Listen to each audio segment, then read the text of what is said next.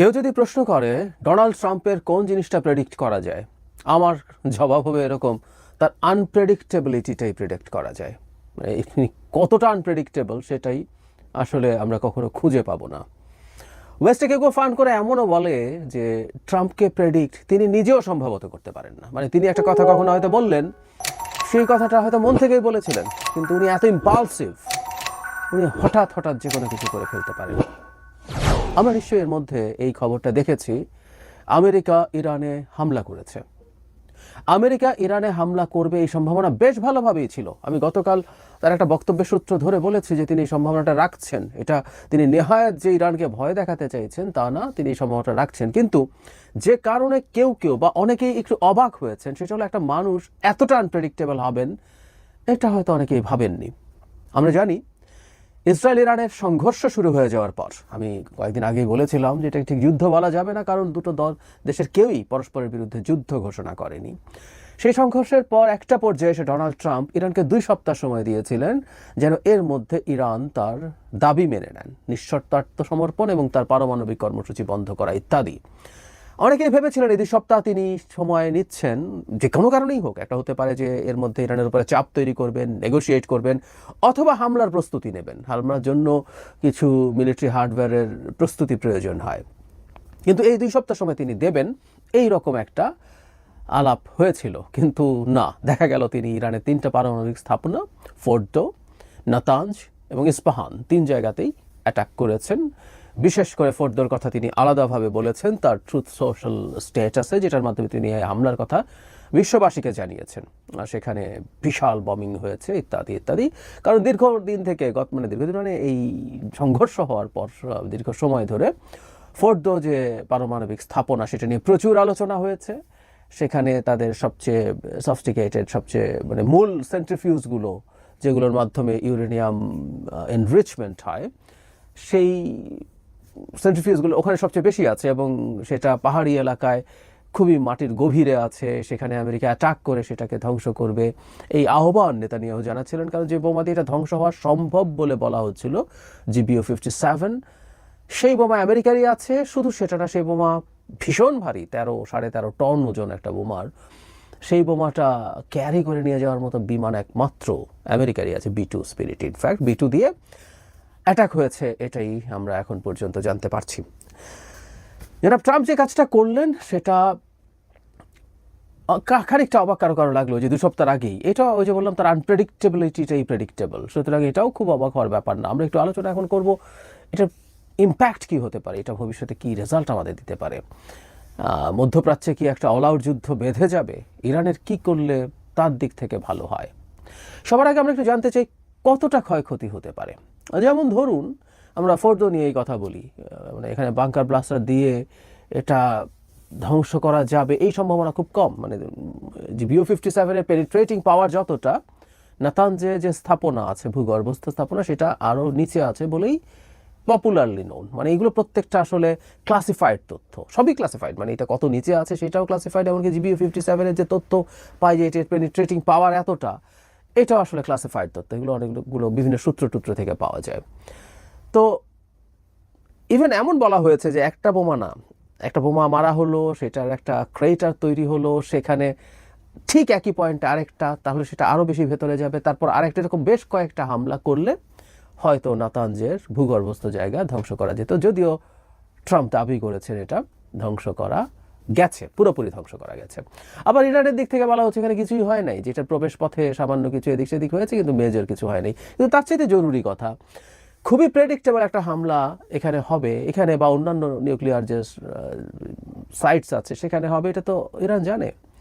তো কি হয়, আমরা যখন কখনো বাসা ছেড়ে চলে যাই, বাসায় তালা দিয়ে যাই, ঢাকা বা বিভিন্ন শহরে ডাকাতি হয়, আমরা ডাকাতি বলি কিন্তু এগুলো আসলে বার্গলারি, আমার ঘর ভেঙে ঢুকে জিনিসপত্র নিয়ে যায়।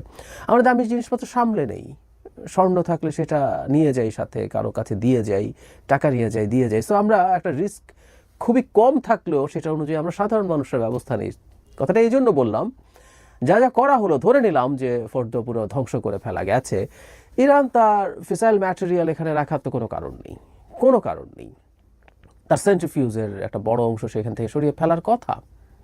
ইরানের সাথে ইসরায়েলের যখন সরাসরি আক্রমণই শুরু হলো, আমাদের মনে আছে নিশ্চয়ই সিরিয়াতে ইরানি কনসুলেটে হামলার পর পরস্পর ইরান ইসরায়েল পরস্পরকে হালকাভাবে খুব মিন করে খুব ধ্বংস করার জন্য অ্যাটাক করেনি, কিন্তু হামলা শুরু করেছে। সো তখন থেকেই ধারণা করা যায় তারা এই জিনিসগুলো সরিয়ে ফেলেছে। আর গত কিছুদিনে তো তারা বড় স্কেলে সেটা সরিয়ে ফেলার কথা।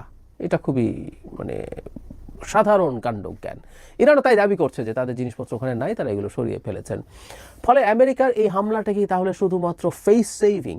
এবং আমি এটাও বলতে চাই, নিউক্লিয়ার যে স্থাপনা তার চাইতে একটা বড় মাথা ব্যথা এখন ইসরায়েল এবং আমেরিকার আছে। এটা সবচাইতে জরুরি ব্যাপার। আসবো সেই জায়গায়। এখন ইরান কি করতে পারে? ইরান শুরু থেকেই পাল্টা হুমকি দিচ্ছিল, আমেরিকা যদি হামলা করে এটা মধ্যপ্রাচ্যে একটা ওয়াইড স্প্রেড যুদ্ধ শুরু করে দিতে পারে, কারণ ইরান আমেরিকার বিভিন্ন স্থাপনায় হামলা করবে। মধ্যপ্রাচ্যে আমেরিকার বহু জায়গায় আমেরিকার সামরিক ঘাঁটি আছে, সমুদ্রে আমেরিকার নৌবহর আছে, প্রত্যেক জায়গায় হামলা করবে এটা ইরান বলেছে। এবং এই যুদ্ধের পর মানে এই আমেরিকার এই হামলার পর ইরানের যে প্রধান ধর্মীয় গুরু আয়াতুল্লাহ আলী খামেনি, ধর্মীয় গুরু বলছে কিন্তু আসলে ডিফ্যাক্টো ইরানের প্রধান শাসক তিনি, তার উপদেষ্টা হামলার আহ্বান জানিয়েছেন। শুধু তাই না, আরেকটা আলোচনার ব্যাপার আছে, সেটা আলাদা ভিডিও করতে চাই। সেটা হচ্ছে হরমুজ প্রণালী, হরমুজ স্ট্রেইট, যেটা দিয়ে পৃথিবীর অয়েল ট্রান্সপোর্টের 1/3 মতো হয়, অয়েল অ্যান্ড গ্যাস। তো সেটা বন্ধ ইরান করে দেবে, সেরকম একটা ইরানের পক্ষে এটা সম্ভব। বন্ধ মানে হচ্ছে এটার রুটটাকে এতটাই রিস্কি করে তোলা যাতে জাহাজ আর এদিক দিয়ে না যায়। আমরা জানি কিছুদিন আগে হুতিদের সাথে সংকটের সময় বাব আল মানদেব যে স্ট্রেইটটা আছে সেটা দিয়ে তেল সরবরাহ বন্ধ হয়ে গিয়েছিল এবং জাহাজগুলোকে অনেক দীর্ঘ পথ ঘুরে ঘুরে আসতে হয়েছিল। সো একই রকম পদক্ষেপ ইরানের পক্ষে নেওয়া সম্ভব, কিন্তু এটা আবার খুব সহজও না। তার নানান ইস্যুতে নানান ক্যালকুলেশন, ইরান এটা করবে কিনা সেটা সময় বলবে। এখন ইরান রিটালিয়েট করবে কিনা সেটা হলো সবচেয়ে জরুরি প্রশ্ন। দুটো ইস্যু আছে। একটা হলো ইরান আমেরিকার এরকম একটা আক্রমণের পর সে আগে একটা হুমকি দিয়ে রেখেছে, সে যদি এখন পাল্টা কিছু না করে এটা ইরানের রাষ্ট্র হিসাবে তার প্রেস্টিজের সমস্যা করে। সে মধ্যপ্রাচ্যে একটা শক্তিশালী বা সবচেয়ে শক্তিশালী দেশ হতে চায়, সে একমাত্র বা প্রধান সুপার পাওয়ার হতে চেয়েছে। তার সাথে সৌদি আরবের সংকট আছে, ইসরায়েলের তো আছেই।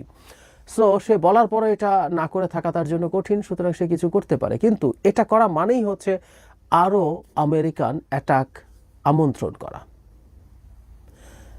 ও যদি এবার চুপ করে থাকে তাতেও কি বন্ধ হবে? খুব সম্ভাবনা নেই, কারণ আমি বলছি অন্য একটা ফ্যাক্টর এখানে জড়িত হয়েছে।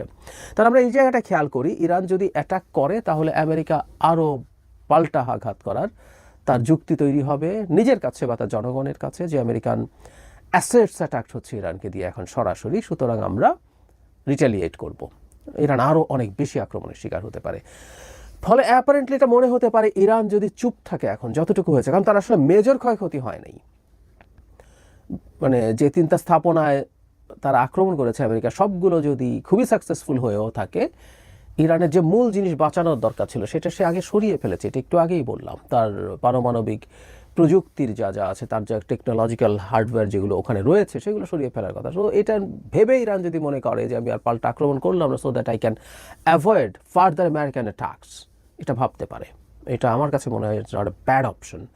কিন্তু ওই যে বললাম, ইরান এখন যুদ্ধ মোডে চলে গেছে। ইরানের এই যুদ্ধ ভাবটা প্রাথমিকভাবে মনে হচ্ছিল যে তাদের মধ্যে সমাজে কিন্তু মারাত্মক বিভক্তি আছে। আমি একদিন এটা নিয়ে কথা বলেছিলাম, সেটাকে উস্কে দেয় কিনা নেতানিয়াহু। ইনফ্যাক্ট এটাকে উস্কে দিয়ে ইরানের এই রেজিম পতনের কথা ভাবছিলেন অ্যাটাকের মাধ্যমে, কিন্তু অনেক ক্ষেত্রেই দেখা গেল জনগণের মধ্যে সলিডারিটি বেড়েছে, ইসরায়েলের বিরুদ্ধে জনগণ এককাট্টা হয়ে উঠছেন। ফলে ইরান মনে হয় না এই মুহূর্তে খুব সরে আসবে এটা থেকে, এবং সে তার ক্যাপেবিলিটি দেখাতে পেরেছে। ফলে খুব টাফ না হলেও, আমি আবারও বলছি, খুব টাফ না হলেও মোটা দাগে কিছু অ্যাটাক সে করতে পারে বলে আমি মনে করি। আমাদের মনে থাকার কথা, ইরাকে যখন কাসেম সুলাইমানিকে ড্রোন থেকে মিসাইল দিয়ে হত্যা করেছিল আমেরিকা, তখনও ট্রাম্প প্রেসিডেন্ট ছিলেন, তখন ইরান কিন্তু আমেরিকান কিছু বেইজে এক ধরনের প্রতীকী হামলা করেছিল, ঠিক মেইন স্থাপনাগুলোতে না, কিন্তু বেইজ এরিয়াতে সে কিছু মিসাইল লঞ্চ করেছিল এবং সেই মিসাইলগুলো ওখানে হিটও করেছিল অল্প কিছু। সুতরাং তারও ক্যাপেবিলিটি আছে এবং এই ধরনের কোনো প্রতীকী ধরনের হামলাও ইরান করতে পারে। সেই ক্ষেত্রে হয়তো সে ভাবতে পারে যে আমেরিকা আবার মেজর কোনো অ্যাটাক নিয়ে তার সামনে আসছে না। কিন্তু আমি গতকালই একটা ভিডিওতে বলেছিলাম, আপনাদের মনে থাকার কথা, আমেরিকাতে ওয়ার লবি আছে যারা সমরাস্ত্র বানায়, এটাকে ঘিরে যাদের ব্যবসা, শুধু সমরাস্ত্র না, যুদ্ধকে ঘিরে আরও নানান রকম ব্যবসা আছে। এইগুলোতে যারা আছে তারা একটা মধ্যপ্রাচ্য ওয়াইড স্প্রেড যুদ্ধ বাঁধিয়ে দিতে চায়। যুদ্ধ মানেই মারাত্মক ব্যবসার ব্যাপার, সেই মানুষগুলোর অনেক ব্যবসা হবে। মধ্যপ্রাচ্যের প্রত্যেকটা দেশ যদি ইনসিকিউর ফিল করতে থাকে, তারা দীর্ঘদিন থেকে ইনসিকিউর ফিল করেছে, ইরানের সাথে আরও অনেকগুলো দেশের সংকট আছে, তারা খুবই হাই অ্যামাউন্টের মিলিটারি হার্ডওয়্যার প্রকিওর করেছে আমেরিকার কাছ থেকে, আরও করবে, সেটা আরও বাড়বে। তো সেই চেষ্টা তাদের দিক থেকে থাকতে পারে। ইরান তাহলে প্রতীকী করুক আর না করুক, আমেরিকা ফার্দার অ্যাটাক করার সম্ভাবনা উড়িয়ে দেওয়া যাবে না কোনোভাবেই। কিন্তু শুরুর দিকে একটা কথা বলেছিলাম যে নিউক্লিয়ার স্থাপনার একটা নতুন মাথা ব্যথা তৈরি হয়েছে, সেটা হচ্ছে ইরানের মিসাইল ক্যাপাসিটি। ইরানের ব্যালিস্টিক মিসাইলের যে ক্যাপাসিটি দেখা গেল ইসরায়েল আক্রমণ করার ক্ষেত্রে, শুধু সাধারণ ব্যালিস্টিক না, তার যে হাইপারসনিক মিসাইলস আছে, কিছু আছে, এই সক্ষমতাও ধ্বংস করা আসলে প্রয়োজন মনে করবে ইসরায়েল এবং আমেরিকা। কারণ ইসরায়েলে নিউক্লিয়ার ওয়েপন না, ইসরায়েলে যদি কনভেনশনাল ওয়েপন সমানে এরকম এসে পড়তে থাকে এবং যে কোনো সময় পড়ার ঝুঁকি থাকে, এটা ইসরায়েলের মানুষের যে একটা অসাধারণ নিরাপত্তা বোধ ছিল তাদের সরকারের প্রতি, সেটা কেটে যাবে এবং আস্তে আস্তে নেতানিয়াহুর বিরুদ্ধে জনমত তৈরি হবে। সুতরাং নিউক্লিয়ার যে ম্যাটেরিয়াল সেটা ধ্বংস করা হলো কি হলো না, তার চাইতে এখন নতুন বাস্তবতায় এই যে এখন মিসাইল, যে তাকে তার মিসাইল ক্যাপেবিলিটি বন্ধ করতে হবে। কারণ আমি এটা আলোচনা করেছি, আগে ইসরায়েল চিন্তা করতো যে সে যত মিসাইলই পাঠাক আমি এগুলো নিউট্রালাইজ করবো। তার 3 স্তরের যে ডিফেন্স সিস্টেম আছে, অ্যারো 3, অ্যারো 2, ডেভিড স্লিং এবং আয়রন ডোম সব মিলে।